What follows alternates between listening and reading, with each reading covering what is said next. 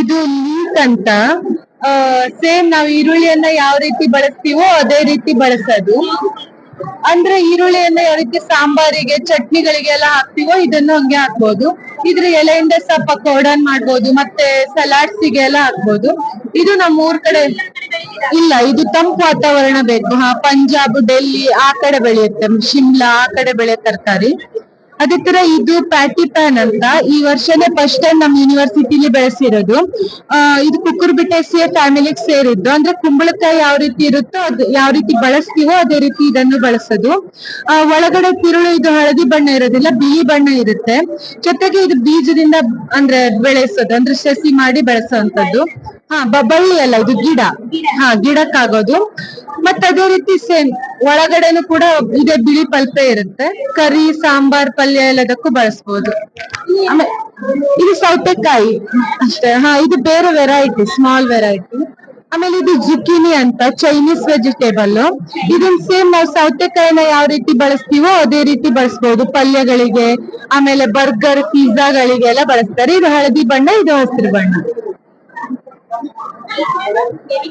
ಇದು baby corn, normal ಆಗಿ ಗೊಂಜೋಳ ಅಂತ ಹೇಳ್ತಾರೆ. ಇದು ಟೊಮೆಟೊ, ಇದು ಹೈಬ್ರಿಡ್ ಮಿರ್ಚಿ ಮೆಣಸು. ಅವೆರಡು ಕಲರ್ ಕ್ಯಾಪ್ಸಿಕಮ್ಗಳು. ಆಮೇಲೆ ಇದು ಲೆಟ್ಯೂಸ್, ಅದು ರೆಡ್ ಕ್ಯಾಬೇಜು.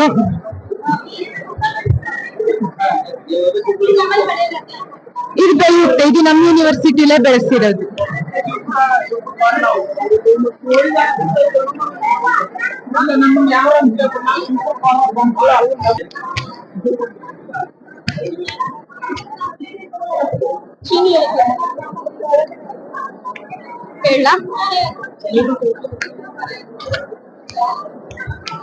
ಎಲ್ಲರಿಗೂ ನಮಸ್ಕಾರ. ಇವು ಬಂದು ವಿಂಟರ್ ವೆಜಿಟೇಬಲ್ಸ್ ಅಂತ. ಇದು ಚೈನೀಸ್ ಕ್ಯಾಬೇಜು, ಇದು ರೆಡ್ ಕ್ಯಾಬೇಜು. ಇದರಲ್ಲಿ ಆಂಟೋಸೈನಿನ್ ಪಿಗ್ಮೆಂಟ್ ಜಾಸ್ತಿ ಇರುತ್ತೆ. ಇದು ಆಂಟಿ ಕ್ಯಾನ್ಸರಸ್ ಪ್ರಾಪರ್ಟಿ ಇರುತ್ತೆ. ಆಮೇಲೆ ಆಂಟಿ ಆಕ್ಸಿಡೆಂಟ್ ರಿಚ್ ಇರುತ್ತೆ. ಸೊ ಇದನ್ನ ಕನ್ಸ್ಯೂಮ್ ಮಾಡೋದ್ರಿಂದ ನಮಗೆ ರೋಗ ನಿರೋಧಕ ಶಕ್ತಿ ಜಾಸ್ತಿ ಇರುತ್ತೆ. ಆಮೇಲೆ ಇದು ಒಂದು ಸಿಟಿ ಹ್ಯಾಕರ್ಕ್ ಇದು ಗಡ್ಡೆ ತರ ಬಂದಿದೆ. ಸೊ ಇದನ್ನ ನಾವು ಸಲಾಡ್ಸ್ಗೆ, ರೆಸ್ಟೋರೆಂಟ್ಸ್, ಹೋಟೆಲ್ಸ್ಗೆ ಯೂಸ್ ಮಾಡ್ತೀವಿ. ಇದು ಬೇಬಿ ಬ್ರುಸೆಲ್ಸ್ ಸ್ಪ್ರೌಟ್ಸ್ ಅಂತ. ಇದನ್ನು ಸಲಾಡ್ಸ್ಗೆ ಕೋಲ್ಡ್ ಕ್ರಾಪ್ ಇದೆ, one of the cold crop. ಆಮೇಲೆ ಕ್ಯಾಬೇಜ್, ಕಾಲಿಫ್ಲವರ್ ತರಾನು ಇದು ಬೆಳೆಬಹುದು. ಇದು ಗಿಡ ನಾರ್ಮಲ್ ಕ್ಯಾಬೇಜ್, ಕಾಲಿಫ್ಲವರ್ ತರಾನೇ ಬೆಳಿತಾರೆ. ಆಮೇಲೆ ಇದು ಬ್ರೊಕೊಲಿ ಅಂತ. ಇದು ನಾವಿಲ್ಲೇ ಬೆಳೆದಿದ್ದೀವಿ ಹೊರಗಡೆ ಡೆಮಾನ್ಸ್ಟ್ರೇಷನ್ ಬ್ಲಾಕ್ ಅಲ್ಲಿ. ಸೊ ಇದು ನಮಗೆ ಕಾಣುತ್ತೆ ಹೊರಗಡೆ ಡೆಮಾನ್ಸ್ಟ್ರೇಷನ್ ಬ್ಲಾಕ್ ಅಲ್ಲಿ. ಇದನ್ನು ನಾವು ಸಲಾಡ್ಸ್ ಲೈಕ್ ಕಾಲಿಫ್ಲವರ್, ಕ್ಯಾಬೇಜ್ ತರ ತಿಂತೀವಿ. ಇದು ವಾಟರ್ ಚೆಸ್ಟ್ನಟ್ ಅಂತ. ಇದು ಫೈಬರ್ ಕಂಟೆಂಟ್ ಜಾಸ್ತಿ ಇರುತ್ತೆ. ಆಮೇಲೆ ಇದು ಲೋಟಸ್ ಸ್ಟೆಮ್, ಇದನ್ನು ಕನ್ಸ್ಯೂಮ್ ಮಾಡ್ತೀವಿ ಆಸ್ ಅ ವೆಜಿಟೇಬಲ್. ಅದು ಚಳಿ. ಇದು ಆಕ್ಚುಲಿ ಫೈಬರ್ ಕಂಟೆಂಟ್ ಜಾಸ್ತಿ ಇರುತ್ತೆ. ಡೈಜೆಷನ್ ಈಸಿ ಆಗಕ್ಕೆ ನಾವು ಬೆಳೆಸಿ ತಿನ್ಬೋದು. ಗೆಣಸು, ಅದು ಚೆರಿ ಟೊಮೆಟೊ, ಅದು ಎಕ್ಸಾಟಿಕ್ ವೆಜಿಟೇಬಲ್.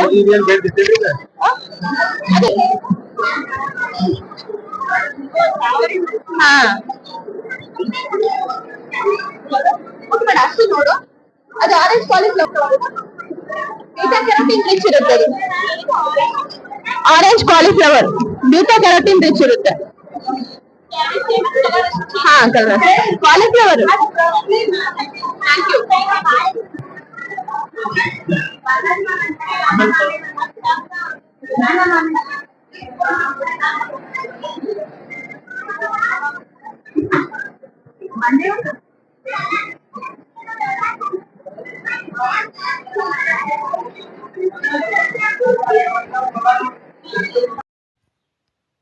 ಹಾಯ್ ಫ್ರೆಂಡ್ಸ್, ನಿಮಗೆ ನೀವು ಮನೆಯಲ್ಲಿ ಮೊಲ ಸಾಕ್ತಿದ್ರೆ ಈ ನಂಬರ್ಗೆ ಕಾಲ್ ಮಾಡಿ.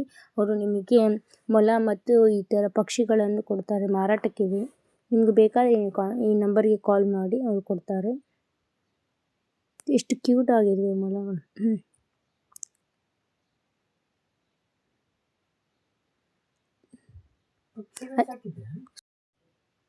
ಅದೇ ರೀತಿಯಾಗಿ ವಿವಿಧ ತಳಿಯ ನಾಯಿಗಳನ್ನು ಸಹ ಪ್ರದರ್ಶನಕ್ಕೆ ಇಟ್ಟಿದ್ದಾರೆ.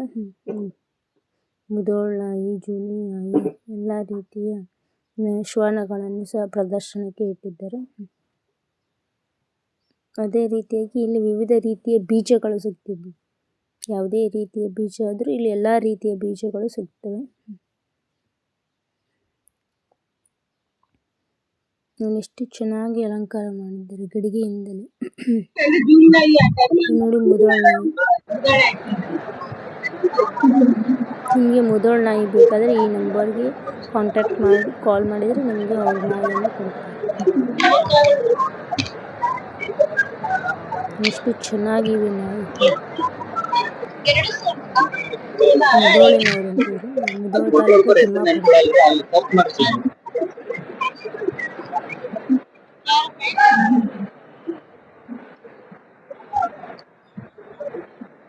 ಅದೇ ರೀತಿಯಾಗಿ ವಿವಿಧ ರೀತಿಯಲ್ಲಿ ಹಲವು ಬಗೆಯ ತರಕಾರಿಗಳನ್ನು ಮತ್ತು ಬೊಕ್ಕೆ ಮಾಡಲಿಕ್ಕೆ ಹೂವುಗಳನ್ನು ಸಹ ಮಾರಾಟಕ್ಕೆ ಇಟ್ಟಿದ್ದರು. ಈ ಹೂವು ತಂಪಾದ ವಾತಾವರಣದಲ್ಲಿ ಮಾತ್ರ ಬೆಳೆಯುತ್ತವೆ.